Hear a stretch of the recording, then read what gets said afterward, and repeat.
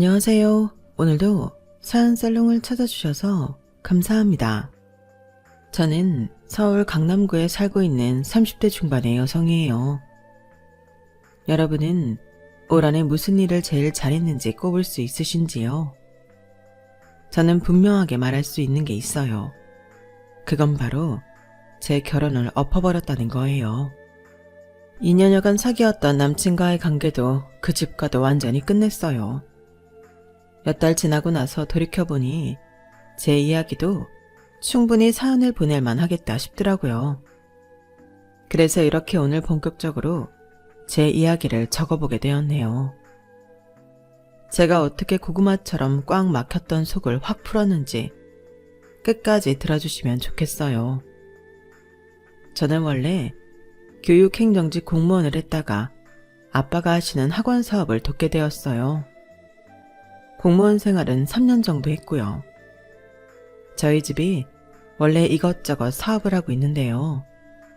아빠는 학원 쪽으로만 계속 해오셨고 그걸 크게 확장하시면서 저더러 함께 해보자고 하셨던 거였어요. 언젠가는 저도 그런 일을 할 거라고 생각했었어요. 그래서 제가 예상했던 것보다 그 시기가 많이 앞당겨졌다고 여기고 과감하게 공무원직을 사퇴했네요. 현장에 나와서 일을 해보니 모든 게 다 새롭더라고요. 재미도 있었고요. 솔직히 공무원으로 일하는 것보다 훨씬 적성에 맞았어요. 학원에서 일을 하다 보니 강사들보다는 다른 업무를 하는 직원들과 더 친해지게 되더라고요. 강사들은 아무래도 수업 전 시간도 줘야 하고 예민한 데가 있어서 좀 거리를 두게 됐거든요. 저는 그냥저냥 다 잘 어울리는 스타일이라서 직원분들하고도 격이 없이 잘 지냈어요. 제가 형제가 없다 보니 사람들하고 있는 걸 좋아해서요. 제가 아빠 딸이라는 걸 다들 알고 있으니 불편할 수도 있잖아요.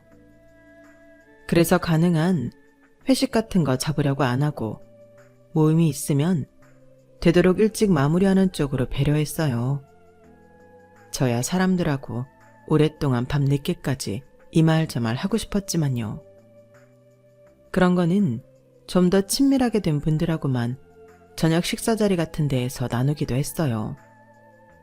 그러다 보니 직원들은 제가 무리한 요구를 하지 않으면서도 격식을 차리지 않고 잘 지내는 사람으로 생각해 주더라고요. 덕분에 제 호감도도 올라갔고요. 그러는 와중에 지인의 건너 소개로 남친을 만났고 2년 정도 사귀게 되었어요. 사실 저희 집은 아빠 학원 사업보다 엄마가 하시는 일이 더 잘 알려져 있거든요. 아빠는 웬만하면 일하는 걸 드러내지 않으려고 하셔서요. 엄마는 주로 대학 병원들을 상대로 의료 시술에 필요한 것들을 납품하셨어요. 말은 이렇게 해도 꽤 큰 사업인데다 만드는 데에 정밀한 기술이 요구되는 거라 안 하던 사람들이 뛰어들기는 어려웠어요. 공장에서 기계가 만들어준다고는 하지만 조작을 하고 나온 물건을 보는 건 다 사람이 하는 일이니까요. 남친도 저희 엄마가 어떤 일을 하는지 알고 저를 만났는데요.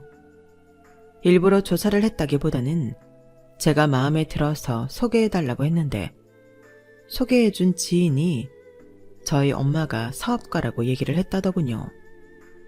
물론 이거 다 순뻥이었지만요. 이 인간은 엄마 사업을 노리고 저한테 접근한 거였어요. 저는 전혀 모르고 사귀었고요. 저는 진심으로 남친이 저와 잘 맞는 사람이라고 생각했어요.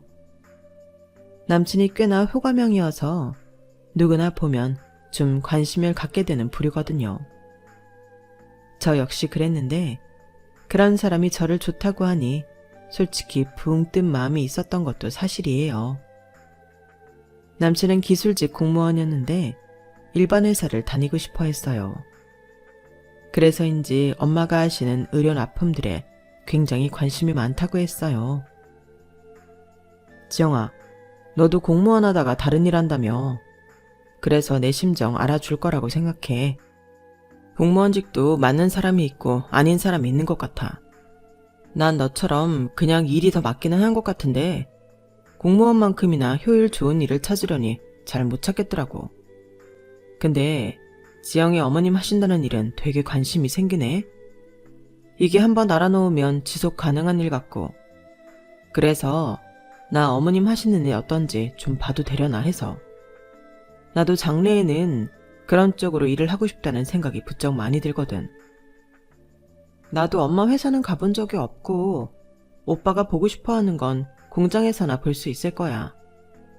근데 그게 본다고 해서 알 수 있는 건 아닐걸? 그래도 직접 공장 돌아가는 거라도 보고 싶어서 그래. 나한테 그 정도는 견약시켜줄 수 있잖아. 일하시는 분들은 얼마나 되는지도 궁금하고. 그래야 나도 나중에 그런 사업할 때 어느 정도 규모로 하면 되는지 가늠이 되잖아. 그런 거라면 굳이 공장에 가보지 않아도 자료 정도는 줄 수 있을 거야. 지영이 너는 어머님 회사 쪽은 전혀 상관 안 하는 거야? 그래도 너 딸 하나라며. 친딸이 엄마 사업에 그렇게 무심해도 돼? 이참에 나랑 같이 보면서 공부해보는 건 어때? 오빠, 진짜 해볼 마음이 있나 보네. 엄청 적극적인데? 나도 엄마 사업 아주 관심 없는 건 아니지만 지금 내가 아는 건 없어서 그래. 오빠 말대로 이번에 좀 관심 가져보는 것도 괜찮겠다. 내가 한번 얘기해볼게. 그렇게 해서 남친은 저와 함께 회사 임원분의 특별한 배려 아래에서 공장까지 둘러보고 이것저것 알아봤어요. 제가 너무 순진했는지 그저 남친이 열정적이라고만 생각했네요. 사람 좋고 미래에 대한 꿈이 있어서 좋게만 봤고, 남친은 엄마 회사를 둘러보고 얼마 안 있어서 저에게 결혼하자고 했어요. 사귄 지 2년이 되던 기념일이었어요. 저는 당연한 수순으로 여기고 있었기에 좋다고 했죠. 그렇게 양가 인사를 무난히 드리고 나서 상견례 약속을 잡자고 말이 오가고 있었어요. 남친을 소개해준 지인에게 결혼할 거라고 하니 여기저기서 이야기가 퍼져서 축하 인사들이 막 쏟아졌네요. 그중 해외에 있는 몇몇은 결혼식에 못 올 것 같다며 선물을 미리 보내기도 했어요. 지영아, 결혼한다며. 너무너무 축하해. 행복하게 잘 살아야 돼. 내가 여기 독일에 몇 년은 더 있을 것 같고 한국 들어가기 쉽지 않을 것 같아서 선물로 전자레인지 겸 오븐 보낸다. 이게 아주 죽은 빵도 살리는데 기가 막히대. 잘 살아. 박정, 결혼 축하. 웬일이니? 이렇게 네 결혼 소식을 듣게 되고 정말 너무 잘 됐다. 나 미국에서 애들 키우고 너무 바빠서 한국 못 갈 것 같아. 대신 내가 통 크게 TV 쏜다. 그러니까 TV 사지 마. 저는 일일이 고맙다고 인사하고 나중에 한번 찾아가든지 아니면 들어올 때 톡톡히 갚아주겠다고 했네요. 제가 그렇게까지 친하다고 생각하지 않았던 친구들인데도 축하해주고 선물 보내주는 걸 보고 미안하기도 했고요. 그렇게 좋은 시간들을 보내고 있었는데 남친 어머니가 갑자기 저한테 남친 형한테 어울리는 여자를 소개시켜 달라고 조르기 시작했어요. 아우, 너 몇 년간 만나지도 못한 친구들이 신혼 선물 보냈다는 소리 들으니까 역시 그래도 회사 같은 회사는 운영한다고 해야 친구들도 잘 붙는다는 생각이 드는구나. 다 좀 사는 집 애들이니까 TV에 비싼 오븐 이런 걸 다 보내는 거 아니겠어? 학교 다닐 때 많이 친하기는 했는데 그래도 이렇게 선물을 큰 거 보내줄 줄은 저도 몰랐어요. 저도 너무 고맙더라고요. 그래서 말인데 네 주변 사람들이라면 믿어도 될 만하겠다 싶어서. 우리 준혁이 말이다. 민혁 오빠 형 말씀이시죠, 어머니? 얘는 호칭이 뭐 그러니? 아주버님이라고 불러야지.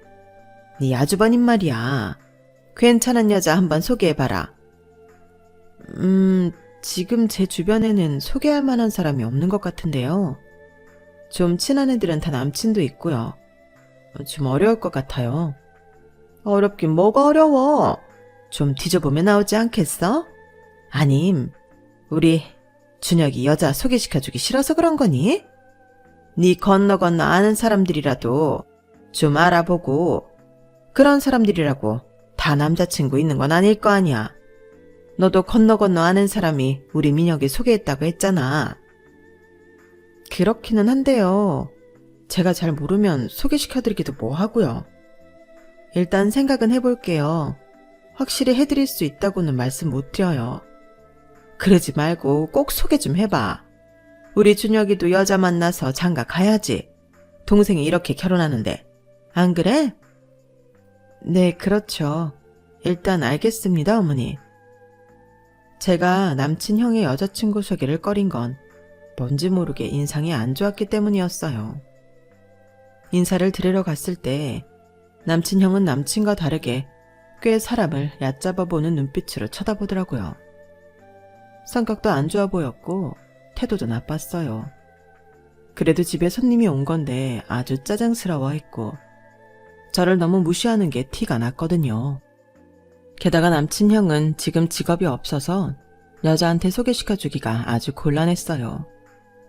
무슨 게임 회사를 차린다고 했다가 말아먹었고 그 다음에는 시나리오를 쓴다고 영화사 여기저기 들락거리다가 다 관두고 집에 있다고 했거든요. 그런 사람을 뭐라고 하며 소개시켜줘야 할지 모르겠더라고요. 저는 대답은 해놓고도 고민이었는데 남친 어머니는 거의 매일 저한테 전화를 해서 자기 큰아들 여자친구는 언제 소개시켜줄 거냐고 닥달을 해댔어요. 진짜 질릴 정도로요.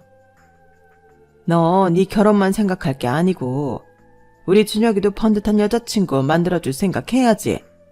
그게 네 결혼식 때 모양새도 더 좋지 않겠어? 어머니, 제가 진짜 이런 말씀은 안 드리려고 했는데 지금 아주버님 여자 소개시켜드리기가 좀 그런 게요. 뚜렷하게 하고 계신 일이 없으니까 말을 꺼내기 어려워요. 고작 그런 것 때문에 어렵다는 거니?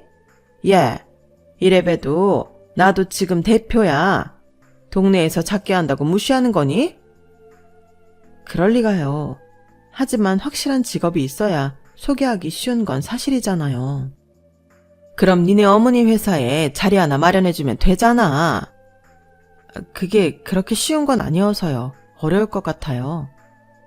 너 니네 엄마한테 말도 안 해보고 그렇게 말하는 건 아니지. 내가 오늘은 바빠서 이만하는데 아무튼 너 니네 엄마한테 꼭 말씀드려라. 우리 아들 일자리. 그래도 사돈될 사이인데 니네 엄마라고 말하는 것도 그렇고 당연하다는 듯이 자기 아들 일자리 마련하라는 게 저는 어이없더라고요. 이런 경우는 정말 처음이었어요. 친척분들 중에도 이런 얘기를 하는 사람은 없었거든요. 제가 그건 안 될 일이라고 하는데도 남친 어머니는 계속 저한테 니네 엄마 회사가 번듯하고 규모도 있으니 당장 자리를 만들어내라는 식이었어요. 자꾸 그러니 자기 아들 받아주는 회사 없는 걸 저희 집에 떠넘기려고 하는 속셈 같다는 생각이 들더라고요. 그러니 남친 형한테도 더 정이 떨어졌고요. 처음에는 저도 잘 지내고 싶었는데 이런 식으로 나오니 오히려 피하게 됐고요. 남친은 제가 자기 형과의 자리를 피하는 것 같다고 섭섭해했지만 저는 어쩔 수 없었어요. 오빠 회사에서 바쁘다고 해서 내가 결혼식 준비도 다 하고 5만 가지 일처리 다 하는데 오빠 형 좀 안 만난다고 그렇게 내가 잘못한 거야? 오빠 너무한 거 아니야? 듣고 보니 그러네. 내가 네 입장 너무 헤아리지 못했다. 미안해. 확 풀어. 그렇게 일이 잘 넘어가나 싶었어요. 남친 어머니도 남친 형 취직 문제를 더 이상 말하지 않았고요. 저도 이대로만 가자고 속으로 빌었네요. 어쨌든 서로 얼굴 붉혀서 좋을 게 없으니 남친 집에서 아무 말 안 하면 저도 그냥 넘어가자는 생각이었거든요. 그렇게 양가 상견례 날이 다가왔어요. 마침 그날 아빠는 학원 학장 문제로 급한 일이 생겨서 참석을 못 하시게 됐지만 사촌 오빠가 대신 나가서 아빠의 빈자리를 채워줬어요. 남친 집에서는 아버지가 안 계셔서 남친 어머니, 남친 형, 이렇게 나왔고요. 서로 조금씩 사담을 해가며 분위기를 풀었어요. 제가 지영이 엄마 되는 사람입니다. 이렇게 뵙게 되어 반갑네요. 네, 사부인 정말 반갑습니다. 어쩌면 그렇게 사업을 잘 키우셨어요. 지영이는 엄마 덕 안 보고 자기 일하는 것 같은데 딸도 사업만큼이나 잘 키우셨네요. 정말 보기 좋아요. 감사합니다. 부족한 엄마인데 잘 자라준 게 고마울 뿐이죠. 그런데 오늘 바깥 사돈께서는 참석이 어려우신가요? 네, 갑자기 급한 일이 생기셨다고 하네요. 다음에 자리를 마련해서 함께 식사할 수 있게 하겠습니다. 앞으로는 볼 일이 많이 생기지 않겠어요? 듣고 보니 그러네요. 사돈지간인데 말이죠. 지영이가 정말 야무져요. 저도 귀한 따님, 제 딸처럼 여기고 잘해주려고 해요. 그렇게만 해주신다면 바랄 게 없죠. 감사합니다. 그렇게 엄마랑 남친 엄마가 얘기를 주거니 받거니 하다 보니 시간이 금방 지나가더라고요. 그런데 남친 집에서 저희 엄마 사업에 대해 모르는 게 있었는데요. 바로 남해에 큰 실버타운을 짓는 일이었어요. 저희 엄마 고향이 원래 남해 쪽이라서 엄마가 항상 거기서 뭔가 하고 싶어 하셨거든요. 그 실버타운이 평범한 건 아니고 제대로 된 의료 시스템을 갖추어서 노년기 건강과 질병을 모두 상급 병원 수준으로 책임지는 곳으로 만들 계획이었어요. 저희가 서울에서 살게 된 건 아빠가 서울 토박이었기 때문이었죠. 엄마는 대학을 졸업하고 서울에서 사업을 하다가 아빠를 만났지만 언제나 고향에서 뭔가 하고 싶다고 입버릇처럼 말씀하셨는데 드디어 그 꿈이 이루어진 게 된 것이었어요. 저는 엄마보다는 아빠 영향을 많이 받아서 교육 행정 쪽에 더 관심을 많이 갖게 되었고요. 그래서 자연히 교육 쪽 공무원 일도 있었던 것 같네요. 아빠가 학원 사업을 더 확장하면서 저더러 함께 하자고 한 건 정말 제 인생의 좋은 기회였어요. 강사들을 일일이 관리하고 학원 전체가 돌아가는 일을 하는 게 더 재미있었거든요. 물론 월급도 훨씬 많았고요. 제 적성에 딱 맞는 일을 아빠 밑에서 할 수 있다는 건 정말 큰 행운 중에 행운이라고 말할 수 있겠네요. 어쨌든 상견례를 잘 마치고 혼수 장만하고 식 올릴 준비를 하는 도중에 엄마가 몸이 많이 아프게 되어 병원에 입원하게 됐어요. 남친 어머니는 지병이 있었던 게 아니냐며 자꾸 꼬치꼬치 캐묻더라고요. 저는 그런 거 없고 요즘 과로하신 것 같다고만 했네요. 그런데도 남친 어머니는 전화를 끊지 않고 자꾸 더 물어보는 거였어요. 아니, 말은 과로라지만 늘 하시던 일 하던 건데 갑자기 위중한 병이라도 생기신 건 아니니? 그런 거라면 회사 물려받는 거라든지 여러 가지 준비해야 할 게 많지 않겠어? 지금 무슨 말씀하시는 거예요? 우리 엄마 아직 그러실 때 아닌데 왜 그러시는 거예요? 아니, 이런 건 만에 하나를 위해 대비해야 되는 거잖아. 혹시 전에 상견례 때 나왔던 니네 사촌오빠라는 사람이 회사 지분 갖고 그러는 건 아니지? 어머니, 지금 저희 엄마 아프신데 얼른 나으라고 하시는 것도 아니고 너무 실례 아닌가요? 실례라니, 나는 너 생각해서 하는 말이다. 행여 네가 딸로서 받아야 할 걸 못 받으면 안 되는 거잖아. 이건 그냥 만에 하나 하는 말이야. 만에 하나 검질 경과가 나쁘면 유산 좀 미리 받고 우리 준혁이한테 뭐 하나라도 차려줄 수 있지 않겠어? 하다못해 식당 같은 거라도 말이야. 무슨 식당을 말씀하시는 건지도 모르겠고요. 제가 왜 유산을 당겨받고 그런 걸 해줘야 되는 건지도 모르겠네요. 저희한테 뭐 맡겨놓으신 것처럼 그렇게 말씀하시는 게 저는 너무 이해가 안 돼요. 엄마 아프다고 문병으로 오시는 것도 아니고 전화해야 되고 그게 하실 말씀인가요? 못할 말은 아니라고 생각한다. 그게 뭐 어렵니? 솔직히 말해서 사돈집 자체가 놀고 있다는데 뭐 하나 자리라도 마련해 주는 게 있는 집 사돈이로서 도리 아니니? 어머니 그렇게 말씀하시니 저도 한 말씀 드리자면요. 저희 결혼하는데 혼수금 뭐고 전부 다 우리 집에서 준비하고 오빠 쪽에서는 뭐 할 건지 물어봤을 때 집 해주신다고 하셨잖아요. 그런데 그 집 언제쯤 제가 볼 수 있어요? 집을 봐야 가구며 침대며 주문을 하죠. 해줄게. 걱정 마라. 내가 니들 직장 가까운 데에 해준다고 안 하든 서울에 떡하니 해줄 거니까 염려 마라. 어머니, 저나 오빠나 둘 다 서울이 직장이니 서울에 해주시는 거 당연한 거고요. 다 약속하셨던 거니 얼른 집을 계약하게 해주시면 좋겠어요. 그런데 서울에 집 구해주실 정도면 아주버님한테도 카페 정도는 차려주실 수 있지 않나요? 니네 집 해주느라 우리도 돈 많이 쓰니 그 정도는 해줄 수 있는 거 아니냐는 말인데 뭐 그리 꼬아서 생각하니? 너 그래서 안 사던 사업 이어받겠어? 사람이 그릇이 간장종지만 해서 무슨 사업을 해? 저는 남친 어머니가 하는 말을 들으며 엄마가 남의 크게 실버타운 짓고 있다는 말을 안 하는 게 좋겠다고 생각했어요. 그걸 알면 바로 자기 큰아들 거기에 꽂아달라고 할 게 뻔한데 아무리 제가 외동딸이라고 해도 엄마한테 그런 부탁드리기는 너무나 부끄럽더라고요. 남친 어머니는 상견례 자리에서도 분명 엄마한테 저희 직장 다니기 편한 곳에 신혼집을 해준다고 약속해놓고는 지금까지 신혼집 보러 가자는 말 한마디가 없었어요. 그리고 엄마가 입원하는 시간이 길어지고 저희 엄마 사업이 어렵다는 소리가 나오자 이제는 그걸 가지고 또 저를 볶아댔어요.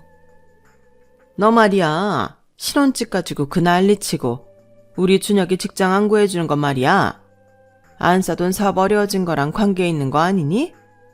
아니, 니네 친정 어려워져서 너 빌붙으려고 그러는 거 아니냐고. 그러니까 준혁이 카페 하나 못 차려주는 거고. 맞지? 그렇지?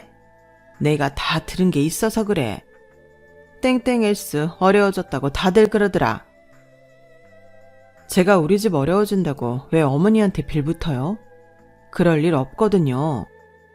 저희 집 망했을까봐 궁금하신가 본데 그런 말씀 하실 거면 다시는 아주버님 카페 차려달란 말 꺼내지도 마세요. 그리고 신혼집 계약서부터 주시고요.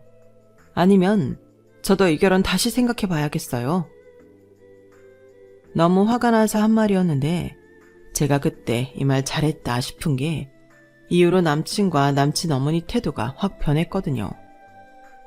인간 본성을 보게 됐다는 의미에서 제가 잘 꺼낸 말 같아요. 얘 이렇게 썩내는 거 보니 뭐가 있긴 있나 보네. 내가 니네 집 더 파봐야겠어. 그런 줄 알아? 엄마는 실버타운 건설 때문에 너무 과로를 하셔서 몸이 나빠진 게 맞기는 했어요. 자금 조달 상황이 좋지 않았던 것도 사실이었고요. 하지만 이때다 싶어 저런 식으로 나오는 사람을 시어머니로 모시고 살 수 있나 꽤나 고민이 되더라고요. 결혼에 대해 회의적이 된 것도 사실이고요. 이런 걸 남친은 모르고 있기는 했어요. 그래서 남친한테 말을 해야겠다 싶었어요. 한동안 남친하고 연락을 뜸하게 했던 이유는 남친에 대해서도 점점 신뢰도가 떨어지고 있었거든요.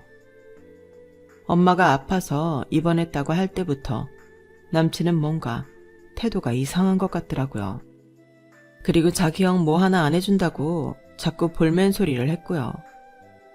왜 그런 거 아냐 못 해주냐는 식이었어요. 저는 남친이나 남친 어머니나 비슷한 부류인 게 맞다는 걸 알면서도 자꾸 부정하려고 하고 있었어요. 내가 선택한 사람이 그럴 리 없다고 애써 눈앞의 사실을 외면하려 들었죠. 얼마나 어리석었는지 몰라요. 제가 그렇게 혼자 갈등하고 있는 것도 모르고 남친 어머니는 저한테 예물 얘기 좀 하자며 만나자고 하더라고요. 그런데 그 자리에 남친 형을 데리고 나온 거였어요. 그러더니 여지없이 또 저희 친정 의심스럽다는 말을 꺼내더군요. 아무리 생각해도 말이야. 땡땡S가 위험하다는 말들을 너무 많이 하거든? 그러니까 우리 준혁이 자리 하나 못 주는 거 아닌가 싶어. 엄마 말이 맞을 것 같아.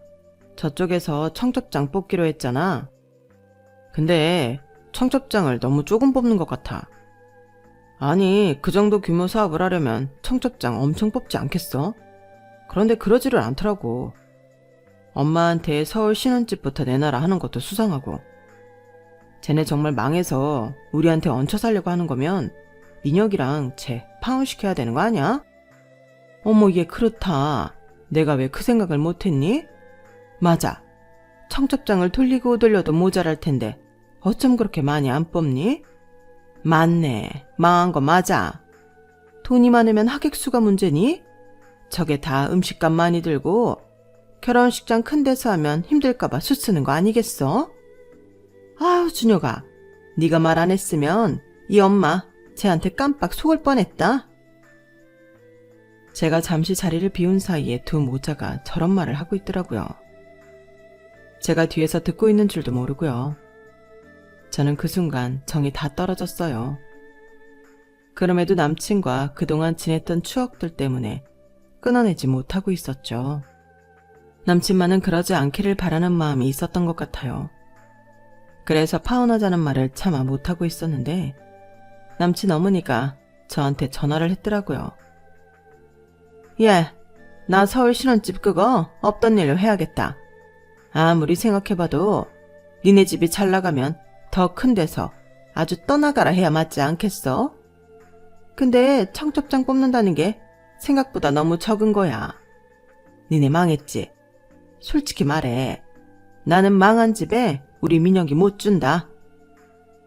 그것만도 열받는데 옆에서 남친 형이 거드는 소리가 들리더라고요. 망하지 않았다는 거 증명하고 싶으면 그쪽에서 서울 신혼집 아파트 구하고 청첩장도 더 뽑아봐. 그러면 민혁이랑 결혼하게 해줄게. 처음부터 재수없는 사람이긴 했는데 이제는 아예 반말을 하더군요. 제가 과연 이런 말을 듣고도 결혼을 해야 하나 싶게 화가 났지만 남친과 먼저 말하는 게 순서다 싶어 아무 말 없이 전화를 끊었는데 남친한테 카톡이 오더라고요. 그런데 그 카톡 내용이 너무 기가 막혔어요. 우리 결혼 없던 걸로 하자. 나 거지 집안하고는 상종 못하겠다. 정말 황당하기 짝이 없더군요. 니네 엄마 사업 그렇게 어려워서는 우리 집에 손 벌리지 않을까 걱정이고 너도 집안이 어려운데 무리해서 결혼하는 건 도리 어긋나는 짓 아니야? 그렇게 살지 마. 아무리 사람이 어려워도 결혼을 돌파구로 삼으려고 하는 건 아니지. 다른 사람 인생까지 망치려고 하는 건 안 되는 거야. 내가 먼저 하려던 말을 이렇게 듣네. 그것도 카톡으로. 나는 적어도 얼굴 보며 이야기하려고 했어. 그런데 이런 얘기를 카톡으로 해? 김민혁, 그런 인간이었어? 와, 진짜 너무너무 깬다. 그래, 잘됐다. 결혼하기 전에 인성 알게 돼서 너무너무 다행이다. 파혼하자. 파혼해. 끝까지 자존심 세우는구나. 얼굴 보며 하면 뭐 더 나을 게 있어? 너희 집안 수준 별로인 거 진작에 알았어야 했는데. 야, 더는 카톡 보내지 마. 너라는 인간이라 보내는 거 더 보고 싶지도 않아. 그래도 순순히 물러나줘서 고맙다. 뭐 취소할 거 있으면 다 하고 알아서 해라. 나한테 덤트기 씌울 생각하지 마. 유학금 물게 되는 거 다 너네 집으로 보낼 테니까 알아서 해. 내가 그것까지 당할 것 같아? 당하기는 뭘 당했다는 거냐? 기울어진 사업하는 주제에 거들먹거린 건 니네잖아. 구질구질하게 끝내자고 하네? 그래, 보내라, 보내. 돈 없어서 그 유학금도 못 물겠다는데 그거 하나 못 해주겠냐? 대신 너는 나 붙잡고 늘어지지 마. 그럴 일 절대 없을 테니까 걱정하지 마. 저는 분노로 너무 부들부들 떨려서 무슨 정신으로 카톡을 보냈는지도 모르겠더라고요. 저는 바로 식장 예약한 것부터 시작해서 신혼여행 준비며 플래너며 차례대로 전화해서 전부 취소했어요. 2년 이상 보던 사람과의 인연을 끝내는 데는 1시간밖에 걸리지 않더라고요. 이런 사람과의 파혼을 제가 그토록 오랜 시간 고민하고 갈등했다니 저 스스로가 너무 바보처럼 느껴졌어요. 친구들이 보내준 신혼 선물들을 보니 괜히 마음이 아프더라고요. 친구들한테 미안하기도 했고요. 아무튼 저는 그렇게 정리를 한 후에 엄마를 돌보고 학원 일을 하는 데 매진했어요. 남친한테 아빠가 무슨 학원 사업을 하는지 말하지 않은 게 너무 다행이라고만 생각했죠. 부모님도 저와 같은 생각이었고요. 엄마는 한 달쯤 후에 회복하셨고 회사 자금 사정도 좋아져서 실버타운 사업은 착착 진행이 되었어요. 그러다가 사촌오빠 집에 잔치가 있어서 5성급 호텔 레스토랑에서 모였거든요. 그런데 이게 웬 운명의 장난인지 그곳에서 그 인간들을 만난 거였어요. 처음에 본 건 전남친이었네요. 전남친인 게 사실이지만 편의상 남친이라고 할게요. 남친은 저를 보더니 어이없다는 듯 쳐다보더라고요. 네가 여기를 어떻게 왔냐? 아직도 허세 떨며 사는 거야? 아무리 있는 집 자식으로 살았어도 현실 파악을 해야지. 네 주제에 맞는 데를 다니라고. 이런 데는 네 수준에 올 곳이 아니야. 너 내 카톡 지웠나 보네? 내가 카톡에 명함 하나 올려놨는데 못 봤나 본데? 있으면 확인해 보든가. 제 말에 남친은 가짠타는 듯 눈을 희번뜩거리며 쳐다보더군요. 저런 남자를 세상 괜찮은 사람이라며 결혼까지 하려고 했다니. 정말이지 남친과 헤어진 건 천운이라는 생각이 다시 들더라고요. 남친은 궁금했는지 제 카톡을 찾아보고는 얼굴색이 확 변하더라고요. 야, 너 이게 뭐야? 땡땡땡 어학원 본사 총괄 실장? 네가 여기 학원 실장이었다고? 진짜야? 왜? 내가 뻥이라도 친 것 같아? 내가 너니? 그런 걸 뻥치면서 살게? 본사에서 일했던 건 맞는데 이번에 총괄 실장 됐어. 우리 아빠가 학원 분원들을 여기저기 내셨거든. 제 말에 남친은 거짓말 하나 안 보태고 얼굴이 새하얗게 되더니 뒷목을 딱 잡더군요. 아주 미치겠다는 표정으로요. 그때 더 재밌는 일이 벌어졌어요. 화장실에 갔다 오신 아빠가 레스토랑 쪽으로 오시는데 거기서 남친 어머니를 만나지 않았겠어요. 그런데 바로 90도로 허리를 굽히며 인사를 하는 거였어요. 남친 어머니는 상견례 때 저희 아빠를 못 봤으니 그날 처음 보는 걸 텐데 저렇게 굽신거리니 고개를 갸웃하게 되더군요. 어머 대표님, 이런 자리에서 뵙게 되네요. 어쩐 일로 오셨어요? 식사하러 오신 건가요? 아, 네. 형님 댁에 잔치가 있어서 같이 식사하자고 해서요. 그런데 지영아, 너 왜 거기서 그러고 있냐? 아니, 자네는? 자네, 우리 지영이한테 또 무슨 소리를 하려고 그러고 있는 건가? 어? 남친은 어쩔 줄 몰라 했고 남친 어머니도 이게 다 어떻게 된 일인가 벙쪄서 저와 아빠를 번갈아 보더라고요. 남친 어머니는 자기가 인사한 대표가 제 아빠라는 걸 알자 아주 얼굴이 파래졌다 노래졌다 난리도 아니었어요. 아니 민혁이 너는 어떻게 된 놈이? 네 장인어른 되실 분이 뭐하는 분인지도 몰랐던 거야. 어? 알고 보니 남친 어머니가 하던 학원을 확장한다는 건 바로 저희 학원에 분원을 하려고 준비했던 거더라고요. 그래서 사업 설명회를 가서 저희 아빠도 알게 되었던 거고요.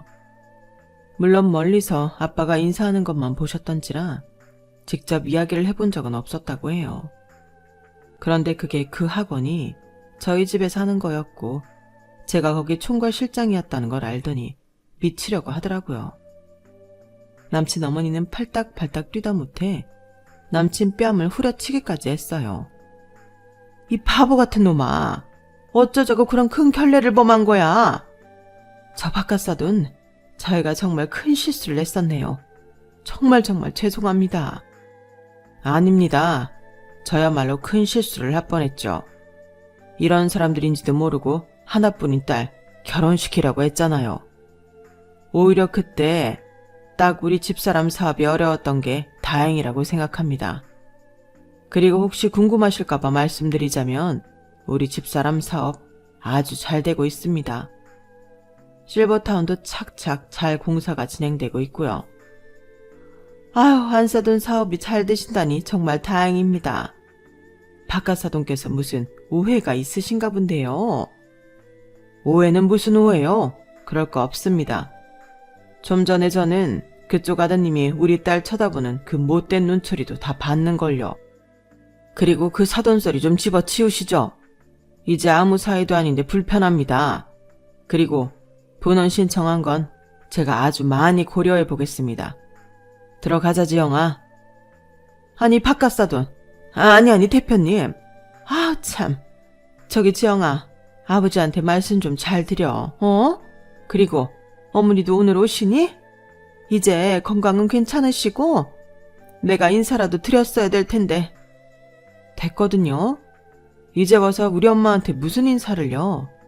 아플 때 병문안은커녕 파우나 저고 난리친 게 누군데요. 그리고 아줌마, 그 학원 학장이요. 어떻게 될지 두고 보세요. 제가 당한 게 있는데 이 정도는 해야 되지 않겠어요? 아줌마 업보라고 생각하세요. 저기 지영아, 그러지 말고 내 말 좀. 저는 남친 어머니를 뿌리치고 남친 앞으로 다가갔어요. 남친은 겁을 잔뜩 집어먹은 표정으로 움찔을 하더라고요. 야, 니네 오늘 여기서 밥 먹지 마. 다른 데로 가라고. 좋은 날 소화 안 되기 싫으니까. 알았어? 우리도 여기 예약했는데. 가라고, 다른 데로. 제가 무섭게 말하자 남친은 어쩔 수 없이 고개를 끄덕이더군요. 그렇게 남친과 남친 어머니는 레스토랑에 들어오지 않았고 저희는 늦게 온 엄마까지 해서 즐거운 시간을 보냈네요. 그 후 남친은 저한테 전화며 카톡이며 수없이 메시지를 보냈어요. 자기가 잘못했다고 싹싹 빌더라고요. 내가 진짜 큰 실수를 했어. 정말이지 정신이 어떻게 됐었나 봐. 야, 네가 하도 문자를 많이 보내서 마지막으로 경고하려고 네 전화 받은 거니까 똑똑히 들어. 너 처음부터 우리 엄마 사업 꿀꺽하려고 노리고 나 만난 거 다 들었어. 그러니까 허튼 수작 부리지 말고 꺼져. 안 그러면 어떤 인간인지 니네 회사 커뮤니티에 다 올려버릴 테니까. 그렇게 남친과는 끝을 냈고 아빠는 분원 원장에서 남친 어머니를 빼버렸어요. 사실 후보에서도 아주 끝순이었다고 해요. 이전에 했던 학원 평가도 그다지 좋지 못했고 강사들한테도 평이 좋지 않았다고 해요. 저희가 청첩장을 남친 쪽에서 생각했던 것만큼 안 뽑았던 건 제 친구들이나 그렇게 가깝지 않은 사람들은 다 모바일 청첩장을 돌릴 계획이었어요. 그리고 엄마 쪽 친척들이 미국에 많이 살아서 아예 미국에서 한 번 더 저희 결혼식을 해줄 생각을 하셨거든요. 또 저희가 제일 비싼 식장에서 하느라 인원수 제한이 있어서 그랬던 건데 그것도 모르고 남친 집에서 설레발을 쳐서 결혼을 깨버린 거였죠. 그게 오히려 너무 잘된 일이지만요. 아니었으면 남친 본 모습도 모르고 결혼해서 살 뻔했으니까요. 아주 무개념 집안인 걸 모르고 새카맣게 속았었잖아요. 서울 아파트 신혼집으로 해준다고 해놓고서 저희 집 간보다가 못 해주겠다고 한 것도 너무 어이없었고요. 남친이라는 놈은 저희 엄마 사업이 망했다고 여기고 카톡으로 헤어지자는 아주 무리함을 제대로 보여줬네요. 어떻게 사람이 그럴 수 있죠? 만난 시간이 있고 알아온 정이 있는데 카톡으로 정리를 해버리다뇨. 저로서는 도저히 용납할 수 없는 일이었어요. 그래서 레스토랑 앞에서 봤을 때 카톡 프로필 보라고 하던 순간 얼마나 통쾌했는지 몰라요. 그놈이 하얗게 질려서 지 엄마한테 뺨 맞고 절절 매던 것도 완전 사이다였고요. 그놈이 아무리 매달려 봐야 다 지나간 일 아니겠어요. 세상에 되돌릴 수 없는 일도 있다는 걸 그놈도 알아야 되고요. 저한테 연락 안 하고 그대로 끝은 아니었고 제 직장 앞에 찾아와서 다시 결혼하자고 자기가 전부 다 잘 되겠다고 아주 무릎까지 꿇고 빌었지만 저나 저희 엄마 아빠나 얼마나 가서로웠는지 몰라요. 이제 와서 그런다고 저희가 눈 하나 깜짝 하겠냔 말이죠. 얼마나 인간이 속물이고 뻔뻔하면 다시 만나자는 말을 할 수가 있을까요? 결혼을 다시 하자고요? 정말 기막혀서 말이 안 나와요. 저는 저런 인간하고 파혼하게 된 게 진짜 조상님이 도왔다고 생각해요. 안 그래도 지 엄마랑 형이 저한테 여친 구해달라, 자리 마련해달라, 카페 차려달라. 그래서 열받아서 결혼 그만두고 싶었는데 말이에요. 그 사람들이 그렇게 무례하고 뻔뻔했던 게 오히려 고마울 지경이에요. 그런데 다시 결혼을 해달라? 그걸 받아주면 제가 제정신이 아닌 거죠. 그리고 저는 지금 학원 강사 중 한 명과 호감을 갖고 만나고 있거든요. 어쩌면 잘 될지도 모르겠다는 좋은 예감이 들어요. 그 강사가 집안도 좋고 워낙 돈도 잘 벌어서 저를 돈 때문에 만나는 게 아닌 건 확실해요. 친구들한테 받았던 오븐하고 TV가 그대로 있는데 어쩌면 곧 그걸 신혼집에서 펴보게 되지 않을지 그런 기대를 하고 있어요. 물론 아직까지는 비밀로 만나고 있어요. 아무래도 사람들 시선이 신경 쓰이니까요. 전남친놈 어머니는 원래 하던 학원도 망하게 돼서 빚만 지게 되었다는 이야기를 들었어요. 이쪽 바닥도 생각보다 좁아서 건너 듣게 되는 이야기들이 있거든요. 저희 아빠랑 틀어진 일이 소문이 났는지 남친 어머니야 뭘 하려는 사람들이 없었나 보더라고요. 저희 집 망했다고 그렇게 깔보고 무시하더니 저는 자업자득이라고 생각해요. 어쩌면 남친 어머니는 저와 아빠를 보고는 자기 미래를 예감했는지도 모르겠어요. 그러니까 전 남친놈 뺨까지 때렸을 거예요. 그래봤자 다 늦은 일이지만요. 정말 남한테 한 대로 다 받는다는 말이 틀리지 않은 것 같아요. 그날 레스토랑 앞에서 우연히 만난 것도 전 남친과 그 어머니가 철저하게 부메랑 맞은 거 아니겠어요? 제가 파혼 당할 때만 해도 너무 힘들고 괴로웠는데 지나고 보니 그게 오히려 좋은 일이었던 것 같아요. 그 일로 인해 아빠가 사업에서도 손절해야 할 사람과 연을 끊었으니까요. 제가 결혼 깨진 얘기를 너무 주절주절 한 건 아닌가 싶네요. 하지만 여기까지 들으신 분들은 모두 저를 응원하시리라 생각해요. 저한테 그런 놈 잘 헤어졌다고, 잘했다고 해주시면 더 힘이 날 것 같아요. 그럼 제 이야기는 여기서 줄이도록 할게요. 들어주신 분들 모두 감사드려요. 그럼 다들 행복하세요. 늘 즐거운 일들만 가득하시고요. 여러분, 사연 댓글에 응원과 현명한 조언 부탁드려요. 좋아요와 구독은 저에게 큰 힘이 됩니다. 오늘도 좋은 일 가득하세요.